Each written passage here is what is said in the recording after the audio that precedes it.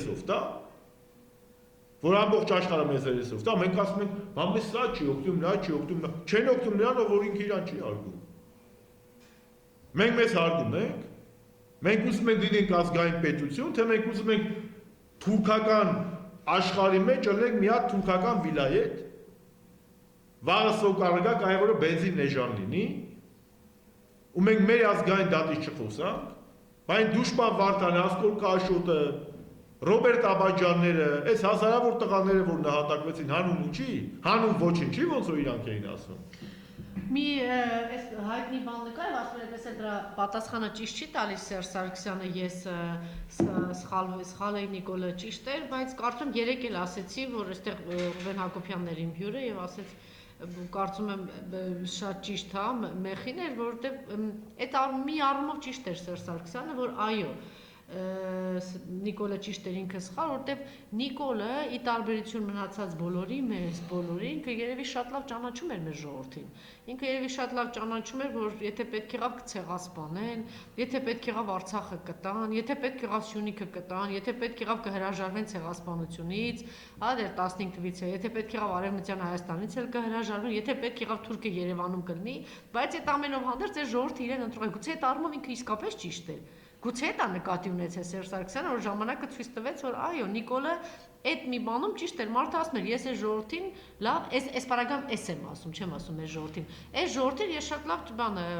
ճանաչում եմ, գիտեմ ինչ է։ Եվ հիմա մեր ժողովուրդը ճիշտ ասում ենք, վախեցած է, չգիտեմ ինչ է, եկեք արձանագրենք, որ մեր ժողովուրդը 90% կամ գուցե ավելի ստամոքսի ժողովուրդ է։ Այսօր իրան ասում են, բերելի է թույնը կաղա սատկես մի տարի, 2 տարի, դու ինքը ասում է, հա, ոչինչ, հիմա այս բանը թող բերեն, նավթը բերելու են, որ մի անասուն գործարար այնտեղ կարողա, չգիտեմ, դրանով ինչ դառնա, ասում է, հա, ոչինչ, այդ ոչինչ, որ Երևանում թանկացել է, բայց այնտեղ կգա կնստի, չգիտեմ, այս առնով, գուցե այս մենք վատ գիտեինք, պարոն Շարմազան, եթե վատ չգիտեինք, ապա ինչ դեմոկրատիա, ինչ ազատություն, ինչ լիբերալ արժեքներ, այս այլանդակությունները, որ լցրեցին մեր իրականություն, հիմա էլ մենք տեսնում ենք, հեսա տեսնում ենք իրանց ազատությունը, լիբերալ արժեքները, չգիտեմ ինչը։ Գուցե բանը մի հատ դեռ բան իրական բռնապետություն էր պետք, որ այս ազգի տականքը, թրքա հպատակներ, այս վիժվածքները գլուխ չբարձրացնեին ու երկիրը հիմնարար չհոշոտեին։ Այսօր մեկը կանգնում է, ինչ որ մի հատ աղքի, ես իմ ինչ, չգիտեմ ինչի մնացուկ, ասում է պետք եղավ Անկարա կգնա, պետք եղավ Բաքու կգնա, այսօր գնալու է ինչ անելու, մեկը կասկած ունի, մեզանից մեկը կասկած ունի, գնալու է ինչ անել։ Մեզանից հաստատ մենք կասկած չունենք, մենք համոզված ենք, որ այս մարդիկ ինչ անում են հայկական շահերի դեմ, բայց կա կոնցեպտուալ տարբերություն։ Մեր նման մտածողություն ունեցող մարդկանց ու սրանց համար սրանց համար Հայաստանը ընդհանուր մի հատ աշխարհագրական միջավայր է, որտեղ կարևորը ոչ թե արժեքային համակարգն է, որտեղ կարևորը ոչ թե եկեղեցին է, ոչ թե ավանդական հայ ընտանիքն է, ոչ թե բանակն է, ոչ թե հայկականությունն է, ոչ թե հայկական Արցախն է, ոչ թե ցեղասպանության միջազգային ճանաչումն է, այլ աթոռն լինի աստակ կապ չունի, տրանսգենդեր կլինեն, գալուբոյ կլինեն, աղանդավոր կլինեն, թե ինչ կլինեն։ Էս է սրանց համար իրականը։ Ու մենք որպեսզի մենք կարողանանք ապագա մեր քայլերը եւ հանրությանը ճիշտ ուղղորդենք, մենք պետք է սիտուացիայի իրավիճակի վերլուծություն անենք։ Դեռ մարդիկ կան, ու ինձ թվում է լուրջ մարդիկ, որոնք մեզ այդ զրույցը հույս են փայփայում, գիտեն դեռ պատահականությունն է եղել։ Ես կխնդրեմ որպես պատմաբան, հա, բացատրեք։ Որպես պատմաբան բացատրեք, թե ինչ սարսափելի վտանգավոր բան է սպասում։ Այսօր հայտնի է, որ Թուրքիան մի քանի ճանապարհ, նախ այս տգետ տխմարները, որ համեմատում են ձեզ հետ, որ չգիտեմ իրենք էլ, այս դեգեներատներին պիտի հենց իրենք այդ բանը իջեցնողին բացատրել, որ կարելի էր այդպես 100 տարի բանակցել, այդ դեգեներատներ 1000 այդպիսի բան կա, որ ասում են, բա ինչի շուրջ էին բանակցում։ Չէ, կարելի էր 200 տարի դրան շուրջ բանակցել։ Պատմաբան շատ հանգիստ ասեմ։ Երկու ընդհանրեն օրինակ վերցնենք, նախ մեր ու իրանց տարբերությունը շատ կարճ ասեմ։ Մերը երատոնն է։ Բայց ամոթ է, մի համեմատ։ Մերը երատոնն է, իրանցը էրատոն։ Մերը հայկական Շուշին է, իրանցը հանձնած Շուշին է։ Մերը հաղթանակած բանակն է, Մեծ Հայաստանն է։ Իրանցը պարտված, կապիտուլացված Ալիևի եւ Էրդողանի կամակատար իշխանությունն է։ Ալկոհոլիկ եւ ծաղրացություն ասել է Ինչ վերաբերում է բանակցային process-ին։ Ժողովուրդ ջան, սիրելի հասարակություն, Կիպրական հարցը քանի տարի է։ 1974 թվականից այս կողմ Կիպրոսի հարցը լուծված չի։ Բայց Կիպրոսի որևէ նախագահի մտքով, որևէ ղեկավարի մտքով չի անցել, այսօր իր պետական ու ազգային շահերը տրորելով գնա Թուրքիա հետ խաղաղության։ Այսօր Կիպրոսի նախագահան ՄԱԿ-ից սկսած մինչև բոլոր միջազգային ամբիոններ ավելի շատ է խոսում Արցախից, ավելի շատ է խոսում հայոց ցեղասպանության դատապարտումից, ավելի շատ է խոսում թուրքական ժողովրդականությունից, հույն Կիպրոսի նախագահան, քան ազգությամբ Յան ազգանունով կոչված կառավարության ղեկավար կոչված է։ Սա մեկ, այսինքն ակնհայտ է Կիպրոսի խնդիրը ցույց է տալի, որ այդ հարցերը մի օրում չեն լուծվում։ Կարևորը այդ process-ի ընթացքում քո շահերը պաշտպանությունն է։ Ավելի ցայտուն օրինակ բերեմ։ 48 թվականից այսօր Իսրայել-արաբական կոնֆլիկտը կա։ Այո։ Իսրայելում տասնյակ, երկու տասնյակից ավել վարչապետեր են փոխվել։ Բայց այդ կա, չէ՞։ Այդ խնդրումը չի լուծվել, չէ՞։ Բայց դա չի նշանակում, չէ՞ որ մարդիկ պետք է կամ արաբները, կամ իսրայելցիները իրանք իրենց կամ հрьяաները, իրանք իրենց ազգային շահը շպրտեն մի կողմ, ասեն ոչ, եկեք մենք կապիտուլացնում ենք, ինչ է նշանակում հոգնել պայքարելուց։ Նեժդերն ասել է, պարտվում են այն ազգեր, ովքեր շուտ են հոգնում։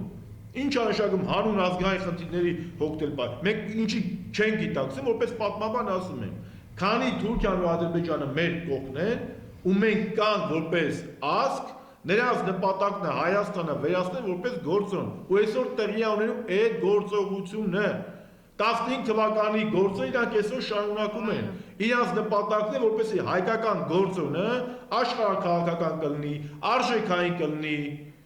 տնտեսական կլինի, քաղաքական կլինի, իսկ վերացվի։ Եվ պատահական չի, որ 18 թվականին այո երրորդ նախագահը շատ հստակ նշեց տրոյական ձին բանեցրին եւ Հայաստանի սահմանները, Հայաստանի դարպասները բացեցին ներսից 5-րդ Շարասյան արդյունքում, որոնք տարիներ շարունակ, տասնամյակներ շարունակ եկեղեցին վարկաբեկել են, Արցախի հերոսներին վարկաբեկել են, նախկին նախագահներին վարկաբեկել են, բանակը վարկաբեկել են, կոռուպցիա, երեք իրանց քաղաքապետն է դեռ 2 օր առաջ իրաց դիմակիցներ։ Նա բացահայտեց ինչ կոռուպցիա կա, չէ՞։ Նա բացահայտեց, չէ՞ որ կա պաշտոնական դիրքի չարաշահում։ Էդ էլ հո ես չեմ ասում։ Ինչի մասին է խոսքը։ Չի կարելի ազգային շահի համար դադարել պայքարելուց։ Այսօր Արցախի մենք մեռանք ասելով չկա Արցախյան առանձին հարց, կա հայկական հարցի Արցախյան դրսևորում։ Եվ եթե մենք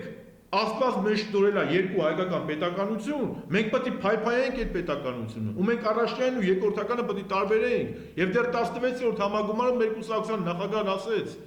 որ առաջի հոգսը յուրաքանչյուր հայ պետք է լինի անվտանգությունը։ Ինչի Ալիևն է ժողովրդավար, հա? Ալիևից ու Էրդողանից ավելի կոռումպացված ղեկավարներ կան, բայց կոռումպացված ղեկավարների դեմ ինչի կզացին։ Կամ այդ որ ասում են ժողովրդավարություն, չնայած ժողովրդավարության հետ այնքան կապ ունեն, ինչքան ես, չգիտեմ, բարձր մաթեմատիկայի։ Ինչի մասին է խոսքը։ Չգնացին կզեցին Ալիևի ու Էրդողանի առաջ։ Ինչ է նշանակում շուտ լուծեինք, բրծենք, շուտ ոնց ինչ է լուծեինք շուտ։ Դա բանակցային process-ը ունեցել է զարգացում, ունեցել է դիալեկտիկա։ Եթե 94-ին բացառապես բանակցվել է տարածքները տալու, ես փաստերով եմ խոսում, բոլոր բանակցային փաստաթղթերը կան ԵԱՀԿ քարտուղարությունում։ Եթե 90-ականներին խոսվել է բացառապես տարածքները տալու, ապա 2008-18 թվականին դա արդեն նույնիսկ Քոչարյանի շրջանի ինստիտուտորոշման իրավունքը 2007-ի Մադրիդյան սկզբներում ամրագրվեց, ապա 2018 թվականին երբ որ սա եկավ իշխանության, իր բանակցային փաթեթում եղել է Արցախի ժողովրդի ինքնորոշման իրավունքի պարտադիր իրացումը, դրա մասին խոսել է Ռուսաստանցի համանախագահան։ Հետո ես բանավոր չեմ ասում, փաստեր կան, չէ՞, այդ որ ինքը ասում է հրաժարվել են, ինքնորոշման իրավունք չկար։ Դե ես 4 տարվա մեջ թող մի փաստաթուղթը հնա, թող այսօր ասուլիսին փաստաթուղթ անի, միջնորդ երկրների ստորագրությամբ, 3 նախագահների ստորագրությամբ, Միացյալ Նահանգների, Ֆրանսիայի եւ Ռուսաստանի, որտեղ լինի փաստաթուղթ, որ Արցախի ժողովրդի ինքնորոշման իրավունքը դուրս է կացա։ Ինքը սուտ է խոսում։ Ես փոխարենը կարող եմ 5 հայտարարություն բերել 2009-13-ի Ռուսաստանի, Ֆրանսիայի, Միացյալ Նահանգների նախագահների, որտեղ Արցախի ժողովրդի ինքնորոշման իրավունքը հստակ գրված է, փաստաթղթավորված։ Էլ չեմ ասում, որ մենք 2018-ի մայիսին են գնացել, 2018-ի փետրվարյան հայտարարության մեջ, որը արվել է Մինսկի խմբի համանախագահների կողմից, Արցախի ժողովրդի ինքնորոշման իրավունքը կա, իսկ ինքը երբ որ եկավ, ինքնորոշման իրավունքը փոխվեց, գրվեց արդար լուծում։ Այդ արդար լուծումը, բայց մենք ինչ ենք խոսում։ Կա շիզոֆրենիկ ենք, բայց ինչ էի քննադատում, ասում էի այն գեր ինչ արդար լուծում։ Ալևի համար արդար լուծումը մի բան է, իմ համար մի բան է, այս արդար լուծումը այս ինչու եք գրել։ Ինչու եք հրաժարվում հիմնարար սկզբունքներից։ Ինչու եք Վեննա Սանկտ Պետերբուրգից հրաժարվում։ Ինչու եք մեր ամբողջ բանակցային ժառանգությունից հրաժարվում։ Ու կանգնել ասել անպատասխանատու հայտարարություն արել նախկին նախագահների ժամանակ էս աղել։ Մի հատ փաստաթուղթ ցույց տվեք։ Մի հատ փաստաթուղթ ցույց տվեք 8-10 թվականների մեր իշխանության շրջանի, որտեղ ինքնորոշման իրավունքը ներառված չի եղել։ Ցույց տվեք։ Այլ ոչ թե հավայ խոսեք։ Արամ Զավենի Սարգսյանն էլ է երջանկացած, որ թուրքերի հետ մենք պիտի մտածենք առևտրի, չգիտեմ ինչի մասին,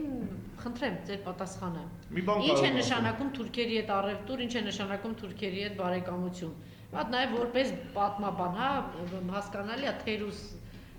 մարդիկ կարող այդպիսի բաներ ասել, մեր մնացած բաների մասին չեմ ասում, խնդրեմ։ Այսօրվա իրավիճակում թուրքերի հետ որևէ գործողության գնալը դա նշանակում է բռնաբարողի ու բռնաբարվողի հարաբերություն, այդտեղ չի կարող հավասար լինի։ Շատերը էլի անգրագիտությունից կամ մանիպուլյացիայից ելնելով զուգահեռներ են անցկացնում 18 ֆուտբոլային դիվանագիտության Սարգսյան Նալբանդյան տանդեմի եւ այսօրվա։ Ախր առհասարակ դա նույն բանն է, ոնց որ զուգահեռ անցկացնել։ Մադաթյանից երկու հատ առանձին նշել եմ կանես։ Նորից բարև ձեզ, մենք ուղիղ եթերում ենք, ձեզ հետ է Անժելա Թովմասյանը, մեզ կարող եք հետևել Հայլիկ ETM-ի YouTube-յան էջում, իմ եւ ոչ միայն այդ էջում, այլ էջերում եւս իմ հյուրն է Հանրապետական կուսակցության Գերագույն մարմնի չգործադիր մարմնի անդամ բան եմ խառնում եմ Էդուարդ Շահմազանովը, բարև ձեզ պարոն Շահմազանով, շնորհակալ եմ որ համաձայնեցիք գալ այս զրույցին, դուք առիթ ունեցել եք հա խոսելու համագումարից, այսպես մեկ հարց հա համագումարի հետ կապված, բավականին երկար ծավալուն հա ելույթ ունեցավ Հանրապետության երրորդ նախագահ, Հանրապետական կուսակցության առաջնորդը եւ ներողությունների եւ ներողության այսպես երկար շղթայով ներկայացրեց ինչ դուք կարծում եք դեռ այդ ժամանակը արդյոք չի անցել եւ բոլորովին այլ շեշտադրումների ժամանակ չէ արդյոք մենք պետք է առիթ ունեցել ենք դրա մասին խոսելու այս իշխանությունների օրոք համեմատելն անգամ ես կոնկրետ համարում եմ անբարոյականություն։ Շնորհակալություն, համեմատություն չի եղել է փաստերի արձանագրում, սա հերթական համագումարն էր եւ նախորդ համագումարը տեղի ունեցել 2016-ի նոյեմբերին եւ բնականաբար կուսակցությունը իր համագումարում պետք է հաշվետվություն ներկայացնել թե հանրությանը եւ թե կուսակիցներին իրականացված աշխատանքի վերաբերյալ թե ներկուսակցական եւ թե պետության հետ կապված խնդիրների վերաբերյալ մեր գնահատականները բնականաբար դրանք չէին կարող լինել բացառապես վերջին 1 կամ 2 տարվա կտրվածքով պետք է տրվեր 5 տարվա գնահատականը նախագահը խոսեց բավականին ծավալուն 1 ժամից ավել ժամ 20 րոպեանոց ելույթ էր որտեղ ամբողջական ելույթ էր եւ այո մենք որպես պատասխանատու քաղաքական ուժ ի տարբերություն այս կապիտուլյանտ մեծամիտների այո գտնում ենք որ եղել է նաև Հայաստանի Հանրապետական կուսակցության սխալները եւ բոլորն են սխալական, բայց այսօր Հայաստանի Հանրապետական կուսակցությունը իր համագումարով արձանագրեց, որ ինքը դասական քաղաքական ուժ է, դիտկավորվել է որպես դասական ընդդիմություն եւ բոլոր նրանց գնահատականները, որոնք դմդմփուի իշխանապողությունից հետո կարծում էին, որ Հանրապետական կուսակցությունը որպես քաղաքական միավոր այլևս գոյություն չունի չարաչար սխալվեցին եւ հանրապետականը հենց 17-րդ համագումարը նաեւ դրա առավաճան էր որ հանրապետականը ազգային քաղաքական կուսակցությունը եւ գործելու է կոշտ ընդդիմության դիրքերից հանրապետականը տվեց այս իշխանության քաղաքական էպիկրիզը որ սրանք կապիտուլյանտ իշխանություն է սրանք չեն կարող սպասարկել Հայաստանի Հանրապետության ու Արցախի շահը Սրանք ձեռքերը լվացել են Արցախից եւ այսօր էլ գնում են թրքահպատակության, գնում են կես խաղաղասիրության, իսկ ինչպես ես բազմիցս նշել եմ, չի կարող հաղթողի ու կապիտուլյանտի մեջ լինել խաղաղություն։ Սա բլեֆ է, մեծ բլեֆ է, որ անում է կապիտուլյանտ իշխանությունը եւ դեռևս այս տարվա սկզբին հենց ձեր ակումբում նշել են, որ ապաշրջափակում, ճանապարհային ապաշրջափակում, տարածքային ապաշրջափակման անվան տակ կապիտուլյանտ ռեժիմը իրականացնում է պանթուրքիզմի դարավոր երազանքը, որի մասին երազել են թե Թալիաթը, թե Էնվերը, թե Քեմալ Աթաթուրքը, թե հետագայում Մոզալը, թե Դեմիրելը եւ թե այսօրվա թուրքերը Էրդողանի գլխավորությամբ։ Եվ երբ որ ասում են ապաշրջափակում, դա ոչ այլ ինչ է, քան թուրքական երազանքի իրականացում։ Քանից է ճիշտ են այն վերլուծաբանները, որոնք նշում են եւ հիշեցնում են մեր հանրությանը, որ Հայաստանը եւ մասնավորապես Սյունիքը թուրքերի համար նույն գիտական գրականության մեջ, քաղաքագիտական գրականության մեջ անվանվում է որպես անիծյալ սեփ։ Անիծյալ սեփ։ Մենք թուրքերի համար անիծյալ սեփ ենք։ Դրա մասին խոսել է դեռևս Սուլեյման Դեմիրելը 90-ականների սկզբին։ Եվ այս կապիտուլյան ռեժիմը իր կապիտուլյան ղեկավարի գլխավորությամբ այդ թուրքերի համար անիծյալ սեփը ցարկում է դրախտային ճանապարհ։ Եւ այդ ում համար ապաշրջափակում, իսկ ում համար դրախտային ճանապարհի բացում երկու թուրքական պետությունների եւ դեպի թուրքական աշխարհ։ Եվ երբ որ սրանք խոսում են ճանապարհների բացումից, սրանք խոսում են խաղաղությունից, դա անարգանք է 5000 մեր նահատակների առջև եւ ես միշտ ռետորական հարց եմ տալիս։ Այդ թուրքերի հետ ջանջիգյարին, թուրքերի հետ խաղաղասիրական նպատակներին, այդ 5000 տղաներն էին խանգարում, Շուշին ու Հադրութն էին խանգարում, Շուրնում են խանգարում, Գորիսկապան ճանապարհն են խանգարում։ Մենք այսօր հասել ենք մի հանգրվանի, երբ Հայաստանի Հանրապետություն իշխանություն կոչվածի որևէ ներկայացուցիչ չի խոսում այլևս թուրքական շղթողականությունից, չեն խոսում ցեղասպանության միջազգային ճանաչումից։ Նրանք նույնիսկ չեն խոսում Շուշի ու Հադրութի օկուպացված լինելուց։ Եվ նրանք 30 արծաթով ստամոքսային մտածողություն ունեցող էակներ են, որոնց համար կարևորը չարչիությունն է, առևտուրաներն է, ժողովուրդ ջանառևտուր կանենք, ամեն ինչ լավ կլինի։ Բայց եթե այդպես է, էլ անկախ պետականությունն ինչի համար է պետք։ Քանի կոպեկ արժի այն պետությունը, որը չունի ազգային նկարագիր։ Քանի կոպեկ արժի այն իշխանությունը, որը չի խոսում քո ազգային դատից, քո հայ դատից, քո Արցախը վերադարձնելուց, Արցախի ժողովրդի դրոշման իրավունքի իրացումից։ Հələ տեսեք, ինչ է տեղի ունեցել։ Եռաբլուրը, որը 90-ականներից հետո եղել է հայկականության հաղթանակի խորհրդանիշը, սրան շնորհիվ վերիացվել հայկականության կապիտուլյացիա եւ ողբի խորհրդանիշի։ Մենք միշտ գնացել ենք եռաբլուր, բայց մենք եռաբլուր չենք գնացել ողբի, մենք եռաբլուր գնացել ենք մեր հարգանքի տուրքը մատուցելու հերոս նահատակներին։ Եռաբլուրը ի տարբերություն Ծիծեռնակաբերդի չի եղել ողբի վայր, ինքը եղել է ազգային հպարտության, ազգային միասնության եւ հայկականության հաղթանակի խորհրդանիշ։ Իսկ սրանք ամենակարևոր խորհրդանիշը մեզնից գողացան եւ եռաբլուրը այսօր դարձել է ողբի ու պարտության խորհրդանիշ։ Եվ խոսել, որ ապաշրջափակման են գնում, Թուրքի հետ խաղաղության են գնում, սա Էրդողանի ու Ալիևի ծրագիրն է։ Եվ ես բազմիցս նշել եմ, այսօր ուզում եմ առիթից օգտվեմ, ասեմ, որ երկու շահագրգիռ ուժ կա արտաքին, որը թույլ չի տալիս սրա հրաժարականը, ու ամեն ինչ անելու է, որ սա հրաժարական չտա, դա Ալիևն ու Էրդողանն են։ Որովհետև Ալիևն ու Էրդողանը դժվար թե երբևէ յան ազգանունով մեկ այլ մարդ գտնեն, էակ գտնեն, որը կարող է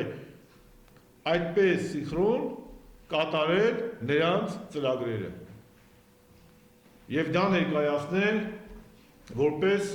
երկնային մանանա։ Այսօր էլ ասուլիս է տալի, ասուլիսը տալի, որ ինչ անի։ Ինչ է հիմա ինչ լոլոյա կարդալու։ Ասլալի նախկիններն են որոշել խաղաղասիրության գնալ, դա է անելու։ Ես իրան 200 հարց ունեմ ընդամենը։ 2020 թվականի նոյեմբերին Պուտինն ասել է, որ հոկտեմբերի 19-20-ին իրեն եղել է առաջարկ կանգնեցնել պատերազմը, եւ նա հրաժարվել է։ Նա պարլամենտում ասեց, դե գիտեք, հաջորդ օրն այլ առաջարկ եղավ։ Հիմա ես իրան հարց եմ տալիս, Պուտինը խաբում է, թե չէ։ Եթե դու ասում ես այդպես չի, Պուտինը սուտ է ասում, որ ընդամենը незначительные территории на юге Բտիտայր Շուշիներ մնալու էր հայկական վերահսկողության տակ։ Ինքը պատերազմից հետո լεπτիաբար կանգնեց եւ ասեց, որ դե Շուշիի հարց միշտ էլ եղել է։ Չնայած արգոստախաղության խոսնակը նրան հերքեց, բայց մինչ այդ ասեք, որ պաշտոնական Մոսկվան ասեց, որ Շուշիի խնդիր չի եղել։ Եվ Պուտինն իր հարցազրույցում էլի ասեց, որ Շուշիի խնդիր չի եղել։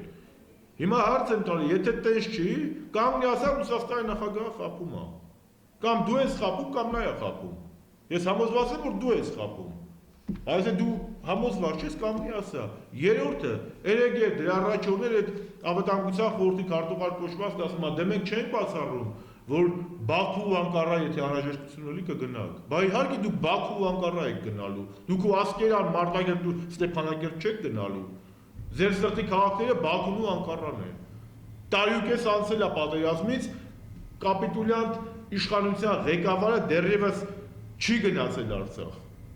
Ինչու՞, որովհետև կարող է իր կիրթ ու կառուցողական գործընկեր Ալիևը Զայրանա վրեն, ջղայնանա,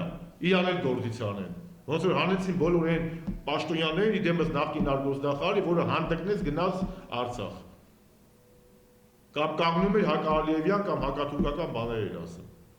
Խոսքը սրա մեջ է։ Կանգնում ասում է, դե թեմա Սերժ Սարգսյանի օրոքել է եղել, այդ տխրահարճակ անվտանգության խորհրդի քարտուղար կոչվածը։ Հունվարին 2021 թվականի Ռուսաստանի արտաքին գործերի նախարարության պաշտոնական կայքում զետեղված է նյութը, որտեղ դրված է սևով սպիտակի նման վերագրված է, որ Արցախին պետք է տրվեր միջանկյալ կարգավիճակ, հետագայում Արցախին պետք է տրվեր վերջնական կարգավիճակ առանց հարցի որևէ սահմանափակման։ Եվ այդ հանրաքվեներն պետք է տեղի ունենան Լեռնային Ղարաբաղում։ Եթե այդպես չի, թող այսօր կամնի ասի Պապովը խաբում է, Լավրովը խաբում է, դե թող ասի։ Ես կարծում եմ, որ այսօր մենք գտնվում ենք շատ դժվար, շատ բարդ հանգրվանում, Հայաստանը գնում է դեպի թրքացում, հասարակության մեծ մասներ ապաթիայի մեջ կամ քնած է։ 2021-ը ավելի խայտառակ տարի էր, քան 2020-ը։ Ինչու, որովհետև 2021-ին, հունիսի 20-ին մենք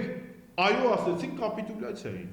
Քո հանրությունը, մեր հանրությունը, ցեղասպանության, այո ասեցինք Շուշիի հանրության գրավման հետ, հազարավոր երեխեքի, մենք չկա այս բանը։ Նույնիսկ իրանցից մեկն ասում, դե ասում է պարտության խորհրդանիշ կուսակցությունը պետք է գնար, բայց դե որ մեզ զեն տվի, մենք ինչ անենք։ Ընդ մի հատ հանճարեղ գործիչ ունենա էր ասել։ Հասկանում եք սա ինչա։ Եթե 2018-ի հեղափոխությունը մարդիկ կարող են սխալվել էին կամ մեկը միամտաբար էր գնացել, շատերը չէին գիտակցում ինչ է տեղի ունենում, ինչ վտանգներով է կամ լավ կյանքի հետևից էին գնում, լավ սպասումներով ու հույսով, ապա 2020-ի հունիսի 20-ի սրանց զայն տալը ինչպես մեկնաբանես։ Ջանդամ նախկիններին չէիք ուսում 20 քանի կուսակցություն կար, պետք է գնայիք դրան ընտրեիք։ Որ հետո Ալիևը պարտության մեկ էլ Բեռլինը գրավելու։ Դա ծիծաղելի է, տեսեք։ Դրան մի բան կա է։ Նալբանդյան Սարգսյան զույգը, այո, բանակ ունեցող երկրի բանակցությունը մի բան է, պարտված, ցեղասպանված ժողովրդին մի բան։ Այդ պատասխանը արդեն իրեն։ Բացի, ես ուզում եմ առարկայական խոսեմ։ Նույն ֆուտբոլային վարագիտության ժամանակ Հայաստանը Թուրքիային կտրեց գիտը մտցնել Ղարաբաղյան գործընթացի մեջ։ Հայ-թուրքական գործընթացը անջատվեց եւ Թուրքիային ասվեց ամենաբարձր մակարդակով, որ դու քիթդ մի խոթի։ Էդուարդ Նալբանդյանը Ցյուրիխում կարողացավ հասնել նրան, որ Դավութօղլուի նման դիվանագետը չկարողացավ նույնիսկ ներածական խոսք ասել, որովհետև ասվեց, որ թուրքերը ցանկանում են այդ ստորագրությունից հետո կամ առաջ հանդես գալ հայտարարությամբ, որտեղ պետք է լինի Ղարաբաղյան մասին թուրքացեր կամ թուրքերի շահերը սպասարկող կամ ադրբեջանցիների ականջը շոյող հայտարարություն, Նալբանդյանն ասեց բարև ձեզ, չեմ ստորագրում։ Ու հասավ նրան, որ հայկական շահերը պաշտպանվեց, հասավ նրան, որ 3 տարի շարունակ մենք էինք պայման դնում թուրքերին։ Սերժ Սարգսյանն էր ասում, Էրդողան, կվավերացնես, կվավերացնեմ, չես վավերացնի, հաջողություն չենք վավերացնի, ու այդպես էլ արեցինք։ Այսօր սրանք կարող են Էրդողանի պահակին նույնիսկ պայման դնել, չեմ ասում Էրդողանին կամ Ալիևին է, նրանց աֆիցիանտերին ու պահակներին չեն կարող պայման դնել։ Ուզում ես հավասարություն ցույցաբերել, կամ այսօր մի հատ աժի ու տաժա, ով է մասնակցելու հայկական կողմից, ով ուզում է մասնակցի։ Տիկին Թովմասյան ջան, եթե Նիկոլ Փաշինյանը վարչապետ է, ով ուզում է մասնակցի, այդ բանակցությունների վարողը պետք է իրականացնի Նիկոլ Փաշինյան կոչվածի քաղաքականությունը, նրա հրահանգները։ Ով պետք է մասնակցի։ Մարդիկ Ժիա Լիպայցարին բերեցին պարլամենտ, ասին էսա մեր քաղաքական դիվանագիտության հայրը, սրանն ենք մենք պրիզնատ գալիս։ Բայց մամուլը հրապարակում եղավ, որ անգամ Լիպարիցյանն է հրաժարել, ինքան այլանդակ փաստաթուղթ է եղել, ամեն ինչից հրաժարվելու, որ Լիպարիցյանի նման մարդ է, պատկերացնում եք, այս ինչ հրեշավոր բան է, փաստաթուղթ է նախապատրաստվում։ Պարզ է ինչ փաստաթուղթ պետք է լինի։ Փաստաթուղթը իմ կարծիքով հետևյալի մասին կլինի։ Դիվանագիտական հարաբերությունների հաստատում, ցեղասպանության մասին լրիվ մի հատ լղոզված ձևակերպով ոնց որ Էրդողանն է տալիս, չէ՞, որ Գալիպոլի ժամանակ, դե համ հայեր են կոտորվել, համ թուրքեր են կոտորվել, դա մեր ընդհանուր ցավն է, ընդհանուր ողբն է, դες մի հատ ուրիշ բան ասեն, բա տեսակ Էրդողանն ասեց սա մեր ընդհանուր ողբն է։ Մի հատ էլ կարող է միջի կլասի մի հատ թուրք պաշտոնյա գացի Ծերնագաբերդը մի հատ ծաղիկ դնի, սրանք էլ կգնան Քեմալ Աթաթուրքի գերեզմանին կա Գալիպոլին դե ծաղիկ կդնեն, ջան ջիգար կդառնա ախպերություն։ Այդ պետք է լինի։ Թուրքական շղթողականության մասին խոսքը լինելու, հա։ Երբ որ Հայաստանը մեր իշխանության շրջանում եղել է ցեղասպանության միջազգային դատապարտման առաջամարտիկ երկիրը։ Գերմանիայի նման պետությունը, որը եղել է առաջին աշխարհամարտում Թուրքիայի դաշնակիցը, մեր իշխանության օրոք ճանաչել է ցեղասպանությունը։ Այս մարդիկ 30 տարվա մի ամբողջ 65 թվականից էսկոմ, երբ որ Ուրուգվային առաջի անգամ ճանաչեց ցեղասպանությունը, այդ ամբողջ հայդատը բան են անում, վերացնում են ու խզում առաջադրում սա նաև Սփյուռքի եւ Հայաստանի միջև։ Սփյուռքի եւ Հայաստանի միջև։ Եթե այս մարդիկ Շուշին ու Հադրութը վախենում են օկուպացված անվանել, սրանք ցեղասպանությունից խոսացող են, կամ բազմիցս նշել եմ, երբ որ դու առնականվ ես լինում, երբ որ դու վիրավոր ես, երբ որ դու ընկած ես, չոքացել չէ, ընկած ես, դու ոնց ես գնում հարաբերությունների հաստատման։ Հայաստանն այսօր այն իրավիճակում է, լավ այդքան խելք չունենք, որ նույնիսկ մեր թշնամուց սովորենք։ Ադրբեջանը 94 թվականին չգնաց, չէ՞ որտեղ հասկանում են, որ իրավիճակն է ինչի։ Բա մենք այս իրավիճակում պարտված, կապիտուլացված, ապաթիայի մեջ մենք գնում ենք թուրքերի հետ հարաբերությունների հաստատման ու կանգնում ենք, ասում ենք, ապաշրջափակում է, մեզ ձեռ է տալիս, լկտիաբարել աշակերտություն սովորած մարդկանց ձեռ են առնում ու բոլոր աշակերտության ուսուցիչներին։ Ասում է Մեղրի հորատից երկաթուղով մենք կկապվենք Ռուսաստանի հետ։ Հələ մի հատ քարտեզը նայեք, էլի ժողովուրդ։ Երևանից Մեղրի քանի կիլոմետր է։ Մեղրի հորատից Բաքու քանի կիլոմետր է։ Երբ որ կա Իջևան, Ղազախ երկաթուղին։ Եթե Բերդան փոխադրումների մասին եք մտածում, Իջևան Ղազախ երկաթուղին գործարկեք։ Ինչու է 200 միլիոն Հայաստանի հարկատուների վզին դնում, որ թուրքական երազանքի իրականացնեք, ինչ Մեղրի հորատից երկաթուղի։ Մեղրի հորատիզով Մոսկվա, դա ձեռ եք առել, կամ ասում եմ մենք դրանով Իրանի հետ հարաբան կանենք ու Իրան էլ կգնանք։ Հա մենք ունենք Իրանն էլի։ Ձեզ ով է ասում Գորիս Կապան ճանապարհ տալ Թուրքին, որ մի հատ էլ ասում եք արդեն Ադրբեջանով կգնանք Իրան։ Ասֆալտապատ էլ էին, ինչ անեին։ Դե ես որ ասֆալտապատ ունեն, ես ասում եմ ժողովուրդ ասֆալտից ուրախանա, ամեն մեկի հայաթը ասֆալտ կանենք ու մնա Երևան իր շրջակայքով։ Իրանք չէին ասում մենք ամայի տարածքների չենք պաշտպանում, մենք մարդկանց ենք։ Դե մարդկանց կոնսկագեի նման Բերեքսավին հավաքեք միտեղ, մի ռայոնում ասեք կարևորը մարդիկ եք։ Վերջ։ Ինչի մասին է խոսքը։ Ես ուզում եմ որ մեր հասարակությունը հասկանա մենք ուր ենք գնում։ Մենք դանդաղ չհասկանալով գնում ենք հայկականության կորստի։ Այդ չէ դանդաղ չի, շատ արագ տեմպով գնում են։ Ես կուզենայի մի քիչ դետալային, հա, ներկայացնեք ինչ է սպասում։ Օրինակ չի բացառվում, ասենք առաջին 6-7 ամիսը ինչ որ բարեկեցության բաներ, ինչ որ ապրանքներ բերեն լցնեն, ինչ որ, որտեղ թուրքերը ձևերը գիտեն։ Միտեղ ջարդում են, որտեղ պատերազմ է, կոտորում են, միտեղ վախեցնում են, միտեղ տնտեսապես հոշոտում են, միտեղ հա փորձում են, չգիտեմ, առևտրի ո՞ր ճանապարհն են անելու։ Առաջին ճանապարհն արեցին, ջարդեցին, ձևակերպությունն է։ Ես կարծում եմ թուրքերը եւ ադրբեջանցիները այս պահին գնալու են իրենց թուրքական դիվանագիտության, կես խաղաղասիրական, շոյելու Շատ ճանապարհով։ կարճ, մի 6-7 ամիս դերտեց կշոյեն։ Այո, կշոյեն։ Տանկից վերցնեն, այս մի 30 գյուղներ։ Կգան Երևանը կառնեն։ Դե արդեն շինարարություն սկսել է Երևանում իրենք։ Ներդրումներ կանեն, ինչ-որ կամպանիաներ կստեղծեն, կասեն ամեն ինչ լավ է, կգան կասեն կեղծ դուք մեկ եղբայրներն եք, ասինքն մենք մեր 100 տարվա մեջ, մենք մեր պատմությունից դասեր չենք քաղել։ Աստված դաժան է վերաբերվում, առնվազն ճակատագիրը դաժան է վերաբերվում այն ժողովուրդների, այն ազգերի, այն հասարակությունների, այն անհատների հետ, որոնք անցյալի սխալներից դասեր չեն քաղում։ 100 տարի առաջ է ցեղասպանության ժամանակ Կոստանդնուպոլսի մեծահարուստների 90%-ը Արտույտների ագարակ ֆիլմը նայել եք, չէ՞։ Ընդ մորթպես նրանք տաշիտուշ էին անում, մինչև թուրքերը եկան իրանց էլ մորթեցին։ Ոսկ էին դիզում, ոչ թե զենք էին առնում։ Հիմա նույնը սրասն է։ Կարևորը կռիվ չլինի, էս չլինի։ Բաս այս խաղաղասիրությունում է պետքը։ Առանց կռվի գալիս են։ Հիմա ես եկել ասեմ, եթե խաղաղասիրությունն է քո նպատակը, այդ հազարավոր երեխեքներին ու Շուշին ու Հադրութն են խանգարում, մենք գնում ենք դեպի թուրքական վիլայետ։ Հաջորդ քայլը ինչ ալնելու աշխարհաքաղաքական։ Եթե սա իրանց հետ հաջողվի, տարիներ անց, 1, 2, 3 տարի հետո կանելու են ասել ժողովուրդ ջան, թուրքերը էլ մեզ համար սպառել, այսօր Հայաստանի անվտանգության ռազմավարության մեջ Թուրքիան եւ Ադրբեջանը համարվում են սպառնալիքներ, ժողովուրդ ջան։ Դեռ պատերազմից առաջ ագրվել էլի դա։ Հիմա սրանք թուրքերի հետ կգնան եղբայրության, թուրքական պայմաններով, սա շատ կարևոր է։ Դրանից հետո կընդունի ազգային անվտանգություն ռազմավարություն, որտեղ սպառնալիքների մեջ չի լինի, սպառնալիքների մեջ կլինի Հանրապետականը, կլինի Քոչարյանը, կլինեն են Աշոտ Մինասյանը, այս տղեկ որ նստած են, դրանք կլինեն սպառնալիքը, Թուրքիան ու Ադրբեջանը այլևս սպառնալիք չեն լինի, եւ դրա հաջորդ աշխարհաքաղաքական արտաքին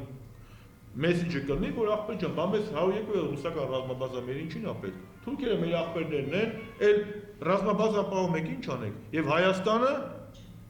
անցում կկատարի դեպի հեղափոխության ակտորների եւ սցենարիստների երկրորդ փուլի, Հայաստանը արտաքին քաղաքական պավառոտ կանի դեպի թուրքական աշխարհ։ Ու բոլորը երջանիկ կապրեն, կգնա Զերժ գներով Անտալիա, ուտեն կխմեն, քեֆ կանեն, թուրքական երաժշտության տակ կպարեն, Եվրատեսին էլ Ադրբեջանում կդիմավորեն։ Ինչ եք ուզում, էսա։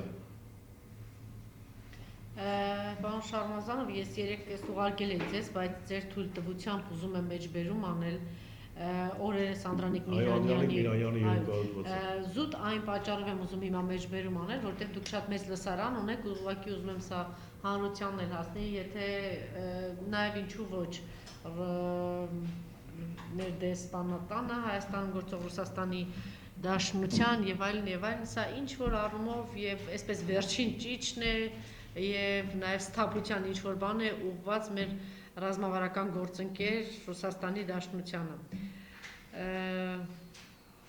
Ըստ Անդրանիկ Միրանյանի Ռուսաստանի համար հարավային Կովկասում բանալիները ոչ թե Բաքվում են, ոչ թե Թիֆլիսում, այլ Երևանում։ Մինչդեռ Ռուսաստանին քաղաքագետի համոզմամբ հաջողվել է 3 կոպտագույն սխալ թույլ տալ, որի արդյունքում Ռուսաստանի Դաշնությունը ստիպված կլինի հեռանալ հարավային Կովկասից իր համար ամենացավալի հետևանքներով։ Քաղաքագետը արձանագրում է. անկեղծ լինենք, Փաշինյանի իշխանությունը իր գործն է տանում ամբողջապես Բաքվի եւ Անկարայի հետ համահունչ։ Նրանց երազանքն էր Ղարաբաղը Բաքվին հանձնել, այնուհետև նրանք կկարգավորեն հարաբերությունները Թուրքիայի հետ, իսկ հետո Անկարայի, Բաքվի, Վաշինգտոնի եւ Բրյուսելի հետ միասին կպահանջեն Ռուսաստանից դուրս գալ հարավային Կովկասից խաղաղապահների եւ ռազմաբազայի հետ։ Այս դարաշրջանում դերակատարություն չունենալու պատճառաբանությամբ մենք տեսնում ենք,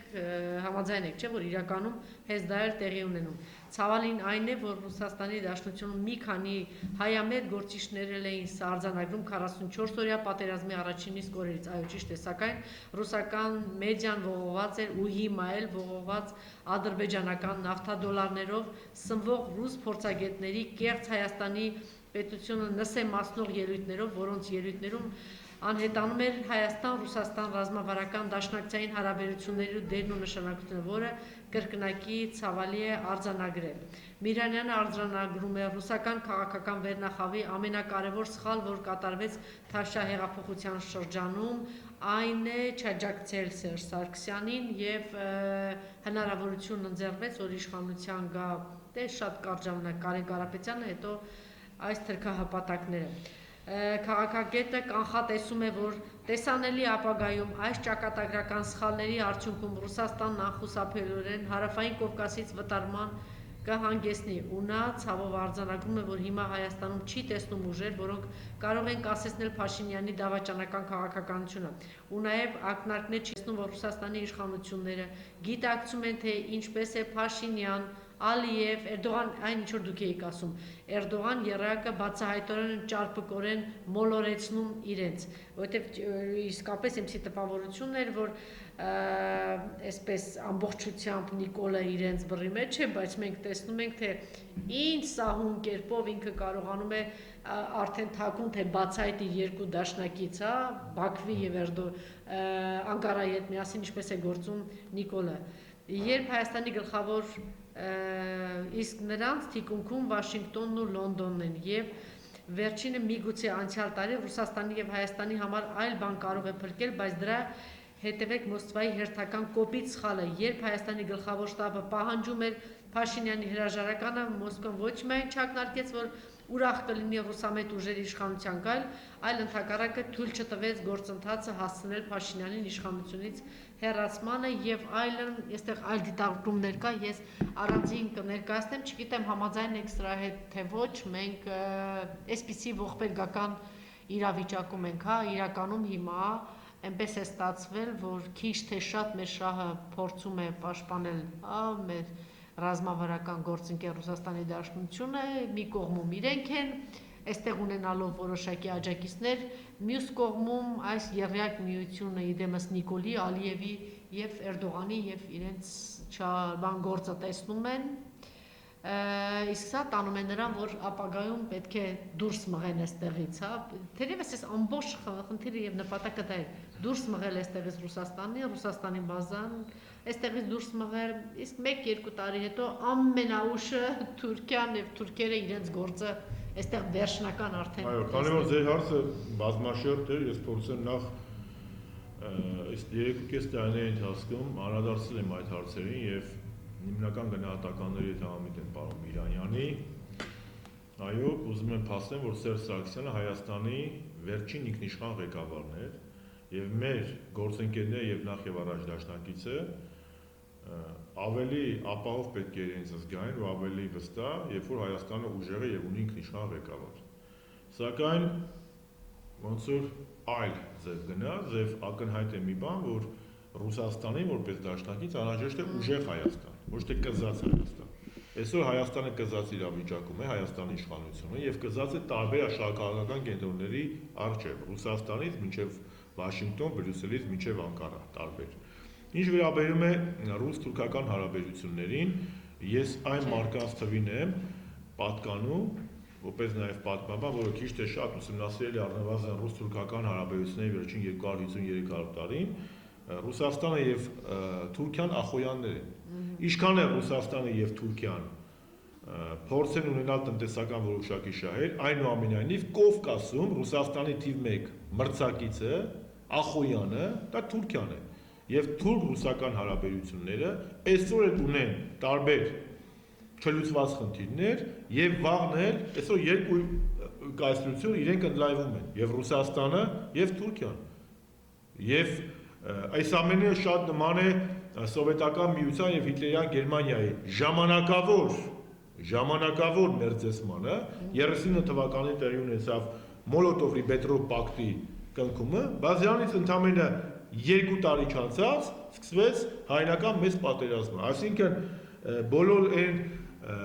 վերլուծաբանների գնահատականները, լինեն նրանք Հայաստանում, Թուրքիայում, թե նախ եւ առաջ Ռուսաստանում, որոնք կարծում են, որ ռուս-թուրքական սիրախաղը երկար է տևելու, ես նրանց պետք է հիասթափեցնեմ, որ ասեմ, որ Ռուսաստանը նույն իր պատմությունից ունի նման օրինակ, դա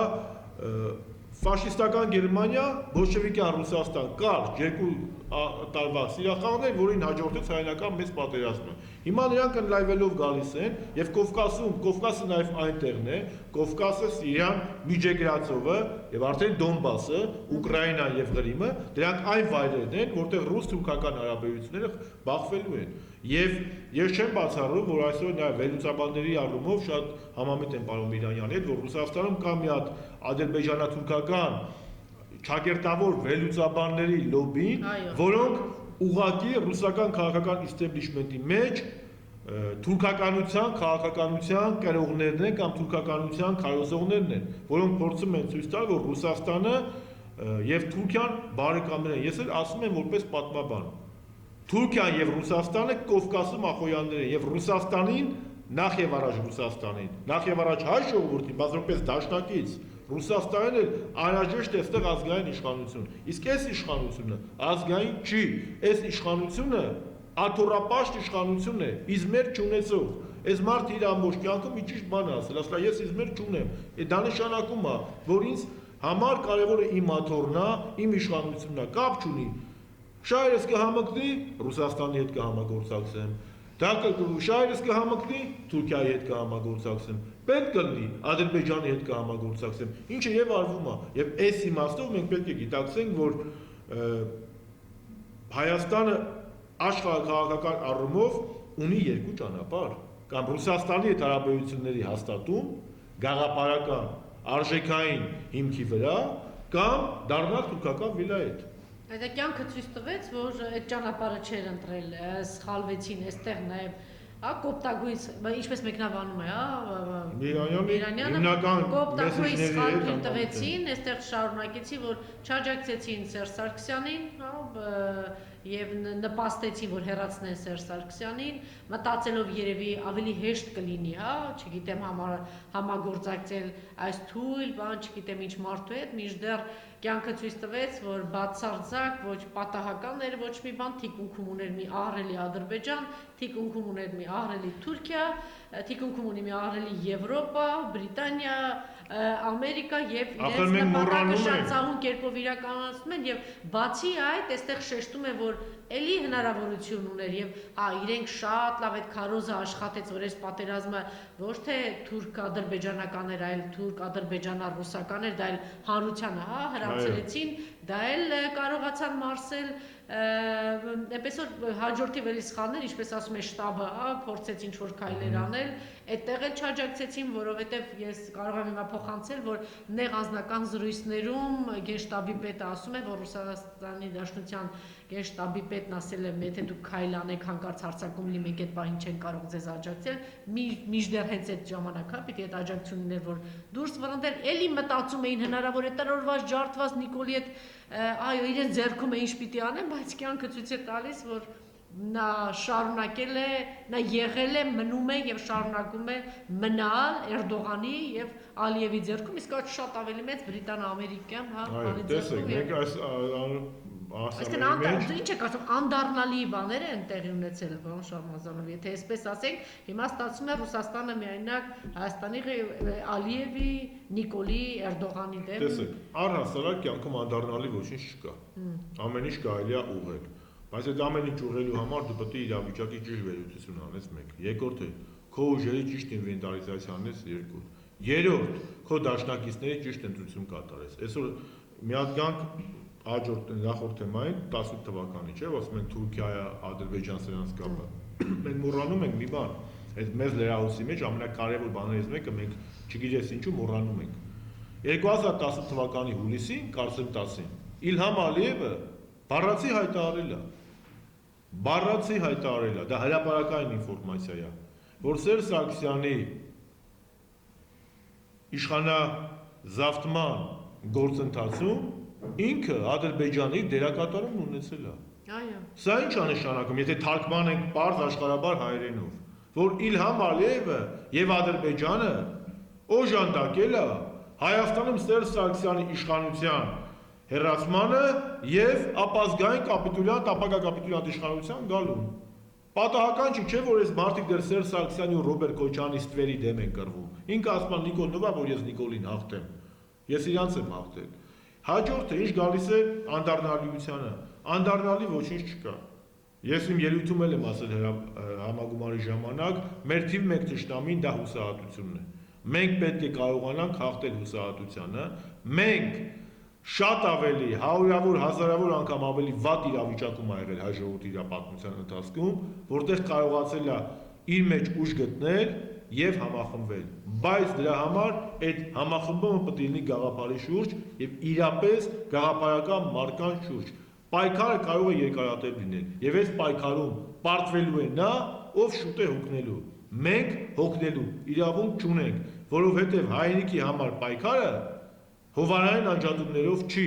ոչ ձեզ է հեշտ, ոնց ինձ է հեշտ, ոչ բազմաթիվ այս տղեկին է հեշտ, որոնք հիմա ազատազրկման մեջ են, որոնք պայքարում են։ Համոզված եմ, որ դրանցից ոչ մեկ, իսկ ինձ սկսած, ոչ պաշտոն է երազում, ոչ պետություն կա, որ պաշտոն երազեն։ Գնան այդ պաշտոն, ինչ պաշտոն, այսօր պետությունը փրկելու առջև խնդիր կունենք մենք։ Եվ այդ իմաստով մենք պետք է գիտակցենք, որ պետք է ինվենտարիզացիա կատարենք, պետք է համախմբվենք եւ պետք է այո նաեւ եւ փողոցային ակցիաներով եւ քաղաքացիական անհնազանդության գործողություններով եւ հասարակության հետ աշխատելով չպետք է հոգնենք հասարակության հետ։ Ես կարող եմ ընդհանրապես իմ ասել որպես պատմաբան էլի կուզենայի ասել հիշեք որ մենք այսպիսի իրավիճակներ ունեցել ենք 15 թվից հետո 18 թիվ ենք ունեցել ոնց են կարողացել այդ որ անհատներ թեպետ հետո 20 թիվ ենք ունեցել 20 թվից հետո 26 ենք ունեցել 37 ենք ունեցել ամեն ինչ դել ենք տեսել որտեղ պարոն Շարմազանովը այստեղ շատ այսպես ճշգրիտ որպես պատմաբան ներկայացրեց որ ազգի տականքը ոնց է հոշոտել ազգի հերոսներին հա Սարդարապատի բոլոր հերոսներին այս ազգի տականքը հոշոտ այս բանը գենետիկ բան կա էլի տականքների ախր իսկապես հանճարեղ է եղել նժդեհը բառնել է էլի ճիշտ գտել եւ ասել այս տականքների եւ այս հերոսները ոնց են հոշոտել բայց դե գիտեք հիմա բնությունը բան ունի էլի մեկը այդ տեսակը հաղթող տեսակը ինչը ճիշտ հիմա լինում բանը ճիշտ հիմա կրկնում է ես կուզենայի նորից այդ հերոսների անունը այդ տականքների ոնց են հոշոտել բայց միևնույնն է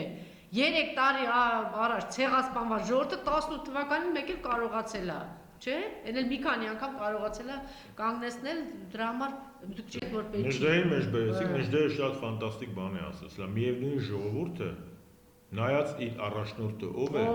կարող է եւ հրաշագործություններ կատարել եւ խայտարակորեն ծնկի գալ թշնամու առջեւ։ Իսկ ինչ վերաբերում է պատմական զուգահեռներին, այո, այսօր տեղի ունենում նույն բանը, ինչ տեղի ունեցել 100 տարի առաջ, 100 տարի առաջ հայ բոլշևիկ կոչվածները թրքաբոլշևիկները, որովհետև բոլշևիկների մեջ եղել են նաև ազնիվ հայեր, ինչպես Ստեփան Շահումյանը, ինչպես Ալեքսանդր Մյասնիկյանը, ինչպես Գրիգորի Արությունովը, որոնք ազգային են եղել իրանց, ինչպես Անտոն Քոչինյանը, որոնք ազգային են եղել, եւ նույն Արությունովը եւ Անտոն Քոչինյանը բազմիցս գրավոր դիմել են խորհրդային միության ղեկավարությանը, որ Արցախը վերադառնա Հայաստանի կազմ։ Երբ որ ասում եմ թրքա բոլշևիկ, ես ի նկատի ունեմ ոչ թե բոլոր բոլշևիկներին, այլ այն բոլշևիկներին, որոնց համար ազգային է, հայկականությունը զրո նշանակություն է ունեցել։ 21 թվականին Հայաստանի բոլշևիկացումից հետո Սարդարապատի հերոսներին սրանք ձերբակալեցին։ Մովսես Սիլիկյան, Դանիել Բեկփիրումյան, Թովմաս Նազարբեկյան, մեր Սարդարապատի եւ մեր մեծագույն հերոսներն էին։ Թուրքին հպատակեցնող սրանք ձերբակալեցին, որից երկուսին գնդակահարեցին։ Եվ Դանիել Բեկփիրումյանը եւ Մովսես Սիլիկյանին։ Այսինքն Մովսես Սիլիկյանն ու Դանիել Բեկփիրումյանը, որոնք եղել են Թուրքին կներեք այս բառից համար կզստողներից երկուսը, որոնք հաղթել են Սարդարապատում, որոնք հաղթանակի խորհրդանիշ են եղել, սրանք բերել են եւ 100 տարի առաջ գնդակահարել են, ձերբակալել են, կալանավորել են, այո, նույնը, ինչ եղավ, երկրորդ նախագահին կալանավորեցին, երրորդ նախագահի վրա գործ աուսեն, Մամել Գրիգորյանին կալանավորեցին, այսօր Խաչատրյանը Աշոտ Մինասյան, Աշոտը կենթանի լեգենդ Աշոտ Երկաթը, կենթանի լեգենդ, մենք կենթանի հերոսներ չենք սիրում, պետք է գնամերի արիսիրեմ անենք, բայց ինչի Աշոտ Մինասյանը այսօր կենթանի լեգենդ չի, 3 պատերազմի մասնակցած, վերջին երկուսի իր որդիների հետ, Աշոտ երկաթը իր կյանքը չի խնայել, իր եղբոր կյանքը չի խնայել։ Ու այսօր դուք եք ձևի տղեկին իհարկե, տիրայրներ տարօրներ հոր հետ հավասար գնացել պայքարել են։ Ու մենք այս ինչ ենք անում, ու մենք լուռ ենք, ու մենք չենք հասկանում ինչա տեղի ունենում, նույն բանն է տեղի ունենում։ Ես միշտ ինձ հարց էի տալիս, էլի ասում էի, այդ Մովսես Սիլիկյանին որ բռնել են, այդ Թոմաս Ասաբեկյանին որ բռնել են, արա սրանք ո՞ւր են եղել, մարդ չեղել։ Ոնց մարդ չեղեց են անեն։ Սիլիկյան, Թոմաս Ասաբեկյան, Դանիել Բեկբերումյան, լեգենդ են եղել է թուրքին հաղթացնել, ու մենք լռել ենք մեր հասարակությունը։ Նույնն է այսօր, այսօր ոնց որ մենք ենք շատ մարդիկ ազգային մտածող մարդիկ են ամոթանք տալիս այդ ժամանակաշրջանի էլիտա կոչվածի կամ մտավորականությանը։ Իսկ ինչ 100 տարի հետո էլ մեր թորները, մեր երեխեքը, մեր չգիտեմ ապագա սերունդները, բայց չեն ասելու, հələ բաց սրանց մեջ բայց ժողովուրդը քնած է։ Բայց Աշոտ Մինասյանի նման տղեկին, այս Մամել Գրիգորյան Արցախի հերոսներին ոնց կարելի է sense վարվել։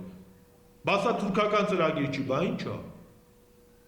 Բա ինչա, լավ ինձ ասեք, սա ոնց կոչենք։ Եկե տրանսգենդերը բերեն ազգային ժողովի ամբիոնից խոսացնեն, չգիտեմ, եկեղեցու վրա, չգիտեմ ինչ ասես անեն։ Այստեղ մեկը ինչ ճիշտ է գրել զարթնի լավ իսկապես։ Սա է խնդիրը, մենք պետք է գիտակցենք, ժողովուրդ ջան, Նժդեհ հստակ ասել է, մեր դժբախտությունները մեր մեջ են նախ եւ առաջ, բայց մեր փրկությունն էլ է մեր մեջ։ Մենք բնավորություն ունենք, ռուսը մեղավոր է, ամերիկացին մեղավոր է, ֆրանսիացին մեղավոր է, բա մեր մեղքը։ Կամ ռուսը կօգնի, ֆրանսիացին կօգնի, ամերիկացին կօգնի, չինացին կօգնի, Իրանը կօգնի, մենք պետք է մեզ օգնենք։ Մենք պետք է մեր տունը վերակառուցենք։ Չէ, այդպես լինելու է, գալու են, դա այնպես չի Արուշան Աբուշալյանի նման տղերք լինելու են, դուրս են գալու, դուրս են վռնդելու։ Ինչը, ասենք, այսքան տարի բան պետությունա կերտվել, եկել է, որ մի հատ թրքապատակ վիժվածքներ ինչ որ խումբ կա, երկիրը սեստա, մի հատ քրչոտները իրանց տանը նստած, քրչոտ, չգիտեմ ինչ։ Իմ կոչը մեր հանրությանը Հայկը չի սպասեք, թե ոնց է, ինքնաոչնչացման մենք կարողանանք ինքնակազմակերպվել, մենք գիտակցենք ինչ է կատարվում եւ համբերատար նաեւ ժողովրդի հետ, ազգի հետ, մարդկանց հետ աշխատել։ Ես երեք մի հատ փոքր միջադեպ ասեմ, հետո եթե հարցնեք ու ավարտենք։ Ես երեք նստած էի, մի սեղանի շուրջ էինք նստած,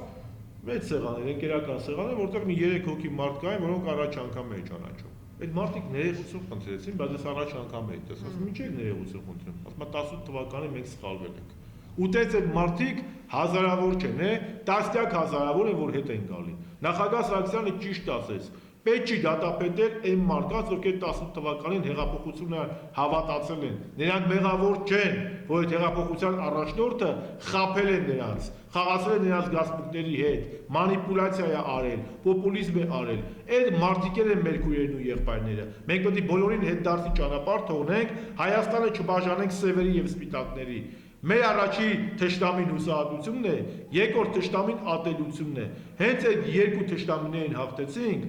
ապագան իրոք լինելու է ազգային ու Չէ, ինչ որ մի կետից անշուշտ սկսելու է եւ դուք էլ ասում եք, բան այսօր խոսելու է թրքահապատակը ինչ որ մեծերի, չգիտեմ, սոցցանցերում ասուլիս է տալիս, հարցազրույց է տալիս, ինչ անում ես վաղուց դադարել եմ լսել ու շատերը։ Ինչ է, դուք կարծում եք հիմա ինչ որ մի հատ հերթական ժուլիկ, ավանտյուրիստ, ստերին մի հատ ինչ որ բան անել իր դեբիլների համար։ Ընդ որում այդ ես չեմ ասում իր դեբիլ անգրագետը գետների համար, իր նախկին թիմակից Լևոն Զուրաբյանն ասեց, ինքը տգետների, չգիտեմ չերի, թակավորն է, այնպես որ թող գնա իր բոմժերի տգետների համար իր քարոզը կարդա, դրանք էլ բանը այն